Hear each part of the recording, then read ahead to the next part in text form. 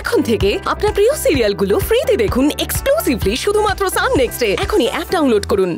স্বর্ণময়ী দেবীকে অসংখ্য ধন্যবাদ। উনি স্বর্গীয় ওম সান্যালের সম্বন্ধে আমাদের যে দু এক কথা শোনালেন, আমি নিশ্চিত তা আগামী দিনের ছাত্রছাত্রীদের চলার পথে পাথেয় হয়ে থাকবে এবং তাদের সুযোগ্য আইনজীবী হওয়ার পথ দেখাবে। কিন্তু এবার আমি আমাদের আজকের অনুষ্ঠানের মূল কেন্দ্রবিন্দু মেঘলাকে মঞ্চে ডেকে নেব। আমরা মেঘলার মুখ থেকে কিছু কথা শুনতে চাই। মেঘলা, প্লিজ মঞ্চে এসো।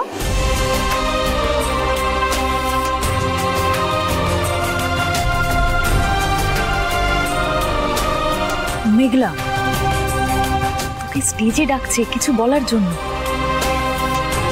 আমি কি বলবো? মেঘলা, প্লিজ মঞ্চে এসো। তুই আমাদের কত বিষয় নিয়ে এতদিন কত কিছু বলেছিস, আর আজ নিজের বিষয় নিয়ে কিছু বলতে পারবি না? তুই যা। মেঘলা, তুমি প্লিজ মঞ্চে এসো। যা।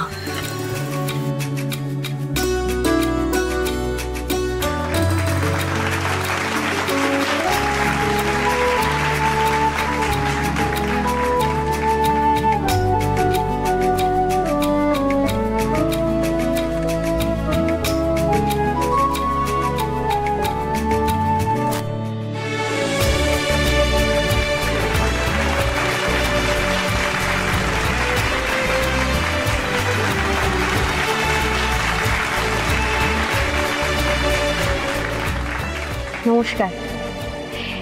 এখানে উপস্থিত মাননীয় অতিথিরা আর আমার প্রিয় বন্ধুরা, আমি সবাইকে জানাই আমার আন্তরিক কৃতজ্ঞতা।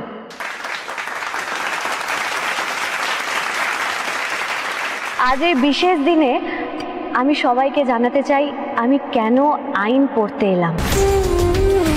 আমাদের সমাজে মহিলারা এখনো বড় অবহেলিত। আমাদের দেশের মেয়েদের সুরক্ষা দেওয়ার জন্য আমাদের অনেক আইন আছে, কিন্তু দুর্ভাগ্যবশত আমাদের দেশের মেয়েরা সেটা কিভাবে ব্যবহার করতে হয় সেটা জানে না। আর তার একমাত্র কারণ হলো জ্ঞানের অভাব। একটা মেয়ে আমাদের আইন থেকে কি কি সুবিধা পেতে পারে, কোন আইন ব্যবহার করতে পারে, সেটা আমাদের দেশের অধিকাংশ মহিলারাই সেটা জানে না।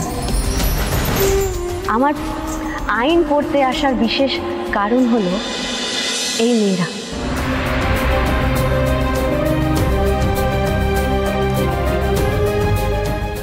আমি এই সব মেয়েদের পাশে দাঁড়াতে চাই, সেই মেয়েদের হয়ে আইনের পথে লড়াই করতে চাই।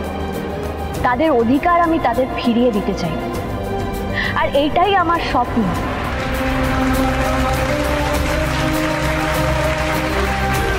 কিন্তু আমি জানি আমার এই স্বপ্নটা খুব সুবিধার হবে না।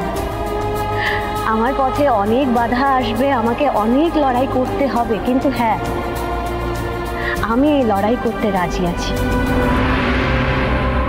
কারণ আমাদের দেশের এই নিপীড়িত অসহায় মেয়েরা আমাকে প্রত্যেকটা মুহূর্তে উৎসাহ দেয়